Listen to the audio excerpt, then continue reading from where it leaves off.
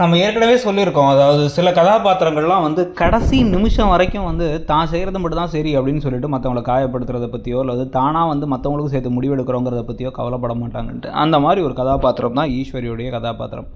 இன்றைக்கும் வந்து தனியாக இருக்குது, இந்த வீட்டில் யாருமே இல்லை, இந்த எழிலும் இல்லை, செடியனும் இல்லை, ஏன்னா இன்றைக்கி வேலைக்கு போகிறனால பாக்கியா ஆடிக்கிட்டு இருக்கா, அதுக்கப்புறம் உடம்பு ஒத்துழைக்காது, அப்பா அவளை யார் பார்த்துப்பா அப்படி இப்படின்னு என்னென்னவோ வந்து மாற்றி மாற்றி பேசிக்கிட்டு இருக்க. அந்த பக்கம் இனியா ஃபோன் நோண்டிக்கிட்டே வந்து அவங்கள பார்த்து பாட்டி ரொம்ப லோன்லியாக ஃபீல் பண்ணுறாங்க, அவங்க கூட பேசலாம்ல அப்படின்னு கோபி கேட்க, இல்லை டாடி அசைன்மெண்ட் இருக்குது, வேலை இருக்குது அப்படின்னு ஃபோனை பார்த்துட்டே பதில் சொல்கிறாங்க. என்ன பார்க்கலாம்ல அப்படின்னா, இல்லை டாடி நீங்கள் பாட்டிக்கிட்ட பேசுங்க, அதான் அவங்களுக்கு பிடிக்கணும், எஸ்கேப் ஆயிடுறாங்க.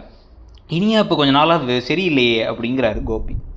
ஆனால் அதுக்கு என்னங்கிறது புரியல. இதுக்கு நடுவில் வந்து பார்த்திங்க அப்படின்னா வந்து இப்போ வீட்டுக்கு யாரோ பத்திரிக்கை கொடுக்க வராங்களா, அதனால் எல்லாத்தையும் வெயிட் பண்ணி சொந்தக்காரங்க வராங்கன்னு சொல்ல, வந்தவங்க வந்து எழிலும் செழியனும் தனி கொடுத்தா போயிட்டாங்களா, எப்போ இனியாவுக்கு கல்யாணம் பூமர் கேள்வியெல்லாம் கேட்டு கடைசியாக என்ன கேட்குறாங்கன்னா, இவர் கோபி ஏற்கனவே இன்னொரு பொண்ணை கல்யாணம் பண்ணிதாரே, அது முடிஞ்சா அப்படின்னா அது முடிஞ்சு அப்படிங்கிறாங்க. அப்போ இப்போ பாக்கியாவும் கோபி சேர்ந்து வாழ்கிறாங்களா அப்படின்னா ஆமாம் சேர்ந்து வாழ்கிறாங்கன்ட்டாங்க. இப்போ ஈஸ்வரி செம கடுப்பாயிட்டாங்க பாக்கியா அதை கேட்டு. கோபி அப்படியே அமைதியாக இருக்கார்.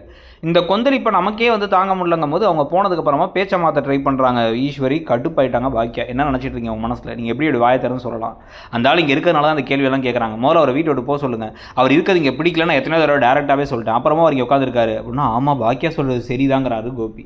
இப்போ சொல்லுங்கள் அப்படின்ட்டு கடுப்பாகி, அதை அவங்க வந்த மாதிரி சொல்லியிருக்க வேண்டியதான், நான் மண்டையாட்டு உட்காந்துருந்தீங்க, எனக்கு இதெல்லாம் பிடிக்கவே இல்லை, இனிமேல் இப்படி பேசினது என்னால் ஏற்றுக்க முடியல, அவரை முதல்ல கிளம்ப சொல்லுங்கள், அவர் இந்த வீட்டில் இருக்க வேணான்னு சொல்ல அவரும் உடனே நான் வீட்டை விட்டு போகிறேங்கிறாரு ஈஸ்வரி கிட்ட. அதெல்லாம் வேணாம், இங்கே இரு, அம்மா கூட தானே புள்ள இருக்கணும் அப்படின்னா, நீங்கள் வேணால் என் கூட வாங்கினா அதில் இப்போ நான் தனியாக இருப்பேன், அப்படி எனக்கு யாரும் சோறாக்கி போடுவா அப்படிங்கிற மாதிரி இவங்க பேச, இப்போ என்னதாம்மா பண்ணுறதுன்னா நீ போகாதங்கிறாங்க. இப்போ அதனால் என்ன முடிவு எடுக்க போகிறாங்கன்னா வந்து இவங்க ரெண்டு பேரும் சேர்த்து வச்சிடலாம், கல்யாணம் பண்ணி வச்சிடலாம் பாக்கியாவும் கோபிக்குன்னு ஒரு மட்டமான ஒரு முடிவு இவங்க எடுக்க போகிறாங்க.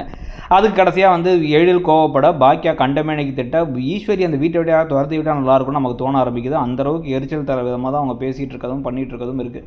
இதுக்கு நடுவிலே வந்து இப்போ இனியாவோட லவ் மேட்டர் மாட்டினா, முன்னாடி வந்து மாட்டும் போது கோபி வீட்டில் பொண்ணை ஒழுங்காக பார்த்துக்கலையான்னு கேட்டார். இப்போ வேணால் இவர் தான் வீட்டில் இருக்கார், பாக்கியா இவர்கிட்ட தான் கேட்கணும் ஒழுங்காக பார்த்துக்கலையான்ட்டு. நீங்கள் நினைக்கிறீங்க?